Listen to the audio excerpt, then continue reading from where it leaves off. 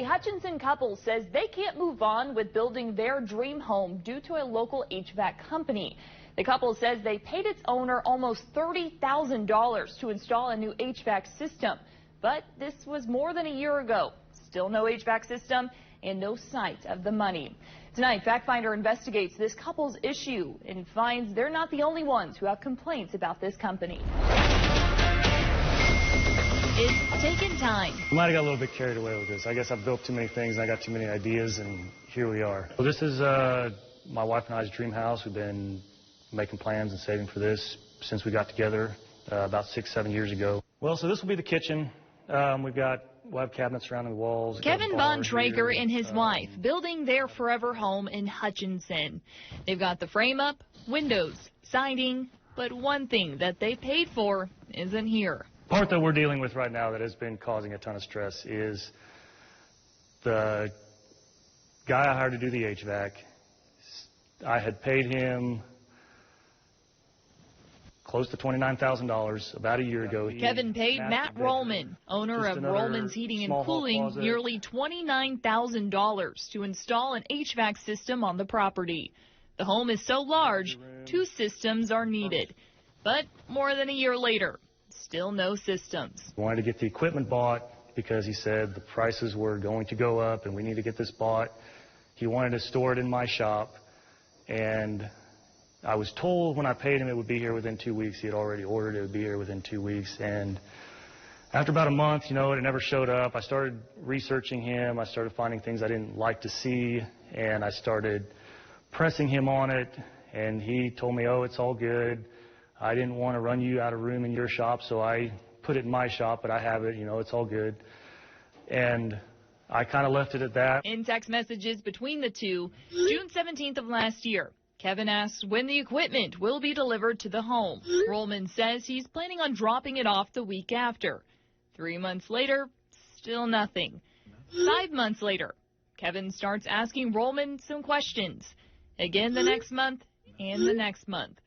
Still nothing. He would make plans with me to meet and go over everything, get started working, but he would never show.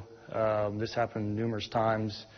I finally started putting a lot of pressure on him. I started getting frustrated. That's when all communication shut off. He would not reply to texts. He wouldn't answer my phone calls. Then Kevin says he saw Rollman's truck at a store in Hutch. Confronted him there, and that was when he admitted to me that he has never bought it. He at the time told me he would buy it, but he obviously hasn't. At this point, it doesn't look like I'm probably ever going to get that money back. I know I'm not even close to the only person. When you Google Rollman's Heating and Cooling, you find a petition on change.org titled "Correct the Wrong Matt Rollman Has Done to Our Community," signed by 102 people. On it, a few people write their own stories about them paying for services, and they say they never received them. You have reached Rollman Heating and Cooling. Factfinder called Rollman. He left him a voicemail. We went by the business's listed addresses and didn't find him. Kevin filed a police report with the Reno County Sheriff's Office and says he wants his money back. Well, it's been very frustrating. I do not have that money in the budget. We're right now scrambling, trying to figure out what we can do financially to even finish this project. We're having to redo our financing completely. Nearly $30,000 may keep this couple from finishing the dream home they thought they'd be living in by now. I will never forget about this. I talked with the Reno County District Attorney's Office. It says that Matt Rollman has been previously charged with felony theft for taking money for a job and not completing the work. That case for $6,000. The Reno County Sheriff's Office is now investigating. Those findings will be presented to the DA's office. It can be a frustrating part of buying tickets or booking hotels online. Trying to buy something only to notice you'll end up paying far more than the original listing price. The Federal Trade Commission this week proposed a new rule to protect you from junk fees. The proposal would ban hidden fees, which are charges added after you select a purchase but before you finalize it. It would also ban bogus fees, which are listed on the sale but don't explain what the fee is actually for. The proposal would force sellers to list those charges as part of the upfront price. Oil running through the pipes of a Butler County family's home, leaving them with no water. After Factfinder investigated this problem, the state is now responding. Now, several families are telling us they've had similar issues.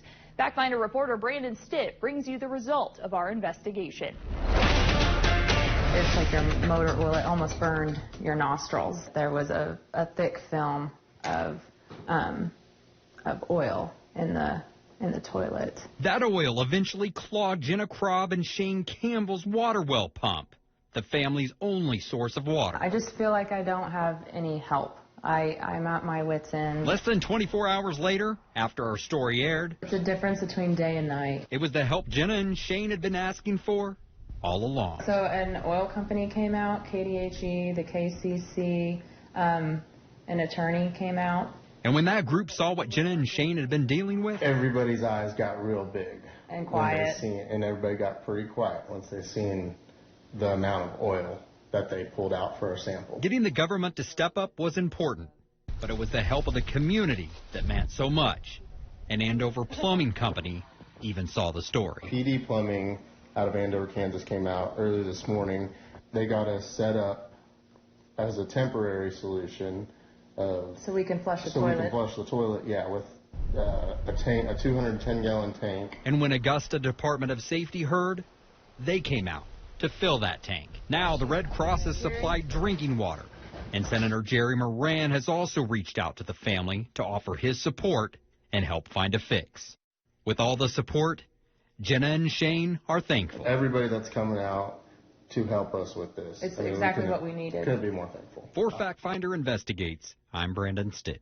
We still want to hear from you if you've had this issue in the area southwest of Augusta. The number to reach our investigators is on your screens. It's a story we'll continue to follow to try and get families the help that they need.